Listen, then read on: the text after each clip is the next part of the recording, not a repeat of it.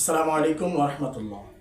সম্মানিত ভিউয়ার্স, আজকে আলোচনা করব কিভাবে আমরা অল্প সময়ে খুব দ্রুত অতি তাড়াতাড়ি সবক ইয়াদ করব। নতুন সবক কিভাবে আমরা অতি দ্রুত অতি তাড়াতাড়ি অতি অল্প সময়ের ভিতরে অনেকগুলো পড়ে যাব, ইয়াদ করব ইনশাআল্লাহ। আল্লাহ পাক রব্বুল আলামিন যদি আমাকে তৌফিক দান করেন তাহলে আমি এ বিষয়ে কিছু আলোচনা করব। শুরুতেই আমরা যখন সবকটা মুখস্থ করব তখন আমাদের যে পদ্ধতি রয়েছে সেটা হলো আসরের আগেই আমরা সেই সবকটা সেই পৃষ্ঠাটা আমরা আগামীকালকে উস্তাদকে শোনাবো, সবক দিব, সেই পৃষ্ঠাটা খুব মনোযোগের সহিত একেবারে ধীরে ধীরে যেখানে যে কায়দা আছে, যে মত আছে, যে গুণা আছে, যে জবর জের পেশ যেগুলো আছে সেগুলো খুব খেয়াল করে পড়ব। আমরা যদি খুব খেয়াল করে পড়ি তাহলে আমাদের অনেক ফায়দা আছে। তার ভিতরে একটি হলো আমাদের যে সবকের লোকমাটা থাকে সেই লোকমাটা আর থাকবে না। তারপর এই সবকটা যখন আমাদের দেখা শেষ হয়ে যাবে আসরের আগেই, তখন আমরা মাগরিব পর থেকে যদি আমাদের লাইনটা বড় হয়, আয়াতটা বড় হয়, তাহলে আমরা অবশ্যই এক্ষেত্রে খেয়াল রাখবো যে আমাদের আধা লাইন করে আমরা সবকটা নিব, আধা লাইন করে মুখস্থ করা শুরু করব।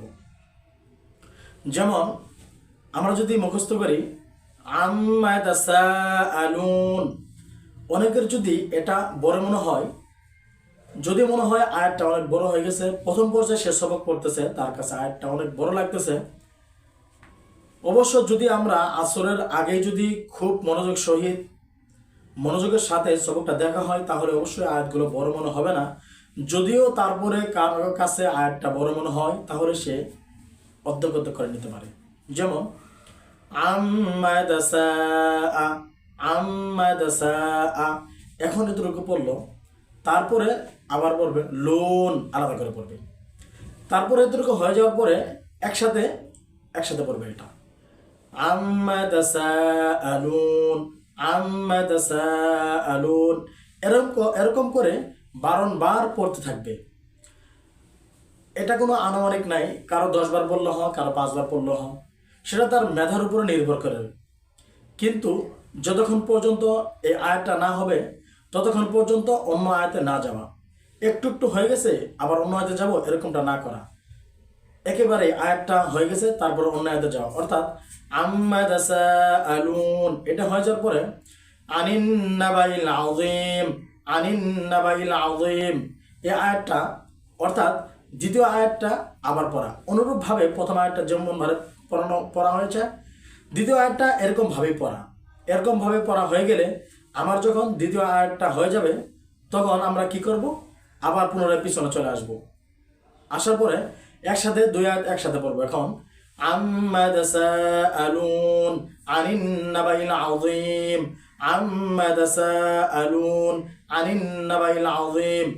হ্যাঁ, যখন আমার 2 আয়াত হয়ে গেছে তখন আমি তৃতীয় আয়াত ধরবো আবার আল্লাযী হুম ফীহি মুখতালিফুন, আল্লাযী হুম ফীহি মুখতালিফুন, পুনরায় আগের মতো এরকম ভাবে মুখস্থ করব। এই আয়াতটা যখন আমাদের মুখস্থ হয়ে গেছে তখন আমরা কি করব, তখন আমরা এই আয়াতের আগের যে আয়াতটা আছে সেই আয়াতে যাব। যেমন আনিন নাবাইল আযীম আল্লাযী হুম ফীহি মুখতালিফুন, আনিন নাবাইল আযীম আল্লাযী হুম ফীহি মুখতালিফুন। যখন এই দুটো হয়ে গেছে তখন আমরা পুনরায় আবার একদম শুরু থেকে আসবো আম্মা ইয়াতাসাআলুন আনিন নাবাইল আযীম আল্লাযী হুম ফীহি মুখতালিফুন। এতটুকু কয়েকবার পড়ার পরে যখন হয়ে যাবে তখন আমরা সামনে এগোবো।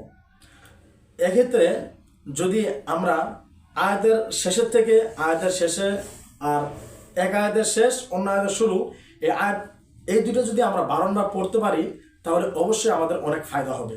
সেটা হলো আমরা আর ভুলে যাব না যে এরপরে কি আয়াত, এরপরে কি আয়াত। অনেক ছাত্র আছে যে পরের আয়াত মনে রাখতে পারে না, তাদের জন্য তারা যদি এরকমভাবে ফলো করতে থাকে, এরকমভাবে পড়তে থাকে, ইনশাআল্লাহ অতি দ্রুত অতি তাড়াতাড়ি তাদের অতি অল্প সময়ের ভিতরে সবকগুলো বেশি মুখস্থ হয়ে যাবে। আল্লাহ পাক রব্বুল আলামিন আমাদের সকলকে আমল করার তৌফিক দান করুন।